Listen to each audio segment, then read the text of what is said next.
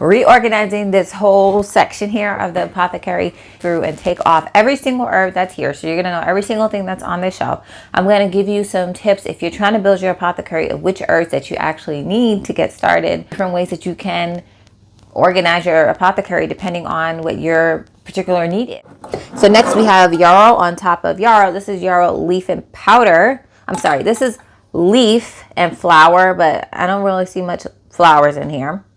I have my flowers separate, and that's actually somewhere over here. And then this is actual powdered yarrow. So yarrow is a styptic, which means it can help stop bleeding. And so that's why I have it in powder, where usually I would powder things on demand, but I like to have that powder just as something quick if it's needed. And, you know, like if something happens outside in the garage or outside in the backyard, come in here and use the powder. I'm fine with that, you know, and I'm fine with losing it all at once. But I think that that's something definitely important to have on hand, especially if you have young children. You have maybe a husband that does a lot of outdoor work and can, you know, or construction or whatever, and can get hurt. It's definitely good to have on hand. Here's another mint. This is hyssop, but this is anise hyssop. I have hyssop and anise hyssop, and they usually are together. So I should be getting that soon. Actually, I don't see it here. All right, so this is my hyssop right here. I moved it to a container. Once I start using it up, if it start having too much air in it, then I'll go ahead and switch it. And I do, as you see, I like to have my stuff in glass jars. But this is right across from a window. So while it might be, you know, good when I like to sit here when I'm doing videos or whatever, because the lighting is pretty okay, but I actually have here like little makeshift curtains that can come down, and so this actually covered throughout the day. Really important. If you spend money on your herbs, you want to make sure you keep them as high quality as when you first got them or when you first dried them. This is cardamom. So these are the cardamom pods, and they're whole here. And again, if I want to use this, I get out my mortar and pestle, crush it up, or I can put it in a little spice grinder that I have. All right, so here we have Solomon's seal. It's another root, really wonderful for the joints. Like, I really love it for the joints here. And it is also moistening. So it's really good to have some herbs that are moistening, because most herbs do tend to be drying. So some that I really like, I like red clover. I like to use that just for the throat. It also has alternative properties. And if you mix in some leaf, it's really nutritive as well. So I think that that's a really good herb to have. Another safe for children. And a lot of people actually have clover in their backyard. So this jar actually has chickweed in here, and I actually did put some dead nettle in here. So this is just like a lot of the milder tasting herbs that are really nutritive or that have some medicinal properties that are found in the backyard. So chickweed is another moistening herb. I really like it. It does have a mild flavor, and you know, it dries really quickly, and it grows abundantly here, and it can be used in oils and preparations. So I do really like to have it. I actually have some chickweed vinegar that I'm going to be adding to some of my salad dressings that I make at home. All right, so let's take a little break here, and I just want to, we're halfway, I just want to go over maybe one more herb that I think is really necessary to have in your apothecary. And let's see. I want to say, I think that it's really important to have like some kind of clove or cinnamon or any of those kind of herbs. All of them do tend to have like a effect on blood sugar, which is just so needed. And they also have, you know, stomach properties, and also for boosting digestion. And then also because it does add a nice flavor to your other herbs. One thing that I noticed from making tea blends for people and with working with people is that it's really common to have an issue with blood pressure, with lowering blood pressure, high blood pressure. That seems to be an issue with almost everyone that I speak to. Whenever I'm making a tea, they have either been told that, you know, they need to be on medication, or they're right there, their numbers are high, and they really need to adjust them.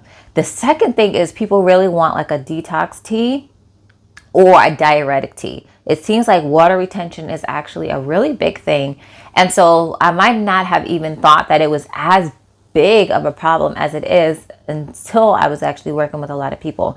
And this can also be, you know, depending on where you live, your area, and then also the people that, you know, you help. And so for me, I help everyone, but the people around me are, and it can vary by race. And so the people around me usually are Black people, and those are the things that are a big issue in our community. So when you're thinking of the herbs that you need to think about the things that go on in your household and what's really important to you. The last tip that I have is to have an herb that's going to be for like sleep, but it's going to be a less of a mild, but more of a stronger sedative herb. So like valerian is one that I think is really wonderful.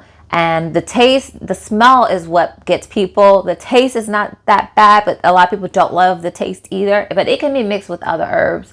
And even using it in a smaller amount, it still is very powerful. So I think it's good to have one of those more stronger sedative herbs. The reason why is a lot of people do struggle with being able to go to sleep, but also they can help with pain, because, you know, you do get a little bit of drowsiness or whatever effect from them. So one of the herbs I say is valerian, because valerian can be purchased very cheaply. I also have stronger sedative plants, like wild lettuce is better to get fresh, and, you know, you'll really want like that sap and inside and do all of that. But wild lettuce, a lot of people have found that it was beneficial to them. So I will mention you can get wild lettuce leaf.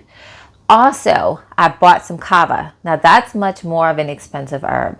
But again, if you're in a situation where you really need it, I don't think you're going to care about the price, and you're going to thank yourself. Okay. So you'll see those herbs as we continue going. Actually, I don't have my wild lettuce over here, but I do have the kava. So we're getting close to it. All right. So meadowsweet, another safe for children, wonderful for the stomach, but it also has astringent properties as well. So I think that that's a really good option, and it doesn't taste bad either, as the name suggests. So I think that's really good. Borage I have here. And there's borage all, and then you have the borage plant. And actually there's contraindications with the borage plant like I have here. Because it does have some alkaloids in it, you do have to be more careful when you're using the borage leaf and aerial parts like I'm using here. But there is also borage oil, really good for the moistness of the plant, the oils in the plant. Really good for the skin. All right, so now we have some milky oats. Didn't label it, but it's milky oats. And I love this plant. I use this and oat straw. Where's my oat straw? I don't see it here. Oh, here's my oat straw right here. Milky oats and oat straw. I love to use these two together. They're really, the oat straw is really nutritive. This one, really wonderful as a Nervine plant, and even tropho restorative. So help you to rebuild and has restorative properties to your nerves over time. So it's not even, you know, you just take it just for one issue. This is going to build up support as you keep going. So I love those two herbs. Again, really safe herbs. This is some citrus that I dehydrated. I have these two here. I also have orange peel, lemon peel, and I love to use a fresh as well. All of those are wonderful to add to tea blends, but they do have medicinal properties. If you take the white pith, it's more bitter, and you can have that in like a bitter tea. This is stinging nettle here. Nettle is one of the more common herbs. I think a lot of people should definitely get this herb because it does have the diuretic properties. It does have some of the blood cleansing properties as well. Really wonderful to tonify or to strengthen the kidneys. Really wonderful herb. So I think that is a great herb to have, and it's another very safe herb, even used as food herb. This is horsetail. I like to keep these together because they're nutritive. I usually use them a lot of times together. So this was horsetail. Well, both of these are known for, you know, like strong nails and all that. But horsetail known more for its strong bones because of some of the mineral content that it has. All right, so we have anise seed here and fennel seed. So I've been using anise seed quite often. I love fennel seeds because it has a sweet but a little bitter taste. If you steep this longer, it's more bitter. If you want that bitterness, then I would use anise seed. Anise seed has a sweeter, like a black licorice taste. And so those are really wonderful. I use those as a harmonizer to really bring the flavors and everything together. Here's wood betony. And so let's see. I thought that I had this here with my... Okay, so this is wood betony. A Nervine plant, but really useful for like a concussion, like those serious issues to the skull, to the brain. So I think this is good to have for those kind of issues. And it doesn't have like a really bad flavor as some other things that are stronger, like a skull cap might have. So I really like it. I think it's a really nice option. I also have blue vervain, which is another plant that is also one of the really wonderful nervines for headaches and things like that, but doesn't taste very nice. So it's nice to have wood betony as like a wild card. Then we have lemon verbena. I love the plants that have some of a, lemony flavor, and these are really used in beverage teas or even in medicinal teas. I like to add them as like the middle note to give a nice flavor when there's some other herbs that don't really taste as nice. And I found that people really just want teas that taste good, or after a while they're not going to want to take it. So I try to make things taste as best as possible, and with things like lemon verbena, lemon balm, which I have over there, lemongrass, which is right here. I like to have my lemon herbs, together. All of those I think help to bring that nice balance to the teas. So lemongrass, really wonderful for the stomach. A lot of people don't know about the medicinal benefits of lemongrass, but it's very wonderful for the stomach. So I love that as well. Then we have cleavers. Cleavers. I've been talking about cleavers also in the backyard herbs. And so it's best to have fresh cleavers for a lot of the preparations, but I do like cleavers because of its nutritive properties and also for its lymphatic properties as well. So if you want to know a little bit more about cleavers, you can watch that video and learn about cleavers, wild violet, some other herbs. This is malva. This is blue malva is called, but the flowers are actually purple. It's related, it's same family. Actually, marsh mallow, which is more common, is in the mallow family. Mallows are native to Africa as well. So I do like to use and these have like a sweetness. They also have more of a demulcent property. The root is more demulcent, and I don't have that over here for reference, but wonderful for the stomach, the mucous membranes, etc. And I did just do a video with Maria Noel Groves, and she was talking about marshmallow root and who it might be for and who it's not for. So if you want to know more about marshmallow, you can check out that video. This is juniper berries. I have quite a bit of them. You may have seen me add just a few of them as it's used sometimes. Denise Jordan said that she added them in a turkey recipe from Martha Stewart. I also added this to corned beef just a little bit because juniper is actually a strong medicinal plant that I wouldn't use all the time, but really wonderful for people that have maybe UTI is really wonderful for the bladder. So I like to have that there. Next we have says Avena sativa. Next we have Gotu kola. Actually another segue into another herb traditionally used in not only African medicine but also in Chinese and Ayurvedic medicine as well. A really wonderful plant, and she talks about Gotu kola as well. Has really wonderful benefits, and I'm really in love with, if you have the fresh plant, how it's used for all types of skin issues. And I talked about how it's used for boils, ringworm. It was even used for leprosy. So really wonderful, strong, powerful herb. Also wonderful for concentration, memory, and those kind of things as well. Dandelion leaf. I like to have my dandelion leaf, my nettle, my horsetails. All of these are very nutritive. This is more diuretic and more bitter, so it doesn't taste as nice as the other ones. But when you blend it with them, it can have a really nice blend. My stepfather, he was saying he needed a water pill, and I said, well, no wonder you have so much cleavers over here. Here's your water pill. And dandelion leaf, here's your water pill. And what's better than the water pill is that you don't need to add in potassium with it, because this has potassium in it. I love dandelion. Everybody knows pretty much what dandelion leaves look like. So if you don't spray your yard, you haven't sprayed it, in at least 3 years, go ahead and get you some water pill. All right. Ooh, here we go. All right, I'm almost finished. We have goji berries, and I do have my pomegranate goji tonic. I really love it. This is actually an adaptogenic herb. So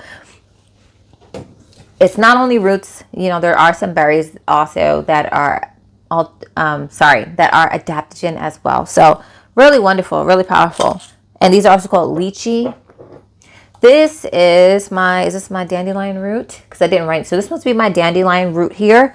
Again, in the same kind of dandelion root and leaf do have a lot of similar properties. This is more towards the liver, whereas this is more towards the kidneys. So, and the other herbs, horsetail nettle, all for kidneys as well. Prebiotic root as well, so it can help you build up a good gut flora. It's a really wonderful herb, and these are really used as alternative, as I talked about, really helping to detoxify the body and lose some water weight as well. Speaking of that, we're going to segue. I don't have a top on this, so I have to be careful, but this is my, hopefully I sealed it. This is my dandelion leaf flowers. Now, these aren't really used medicinally. They're usually used in culinary use, but I said, why not? I'm going to add this in with my calendula flowers. Here's the kava kava I was talking about, anti-spasmodic, and so this is really used a lot of times for pain. It is more expensive herb, but I wanted to have some for those times when you really need pain relief. Like I said, you won't care. Here is nutmeg. These are whole nutmegs. If I want to use this, I can grate it up and use it in recipes. I use it similar to how I use the cinnamon, the cloves, etc., etc. All right, so the last things I have on the shelf, this is mint. This is just regular sweet mint that I got from the garden. And I did talk about some mint, so I won't, just for the sake of time, I won't go delve too deep into mint. But of course, do love it for my beverage tea blends. This is actually black walnut whole powder.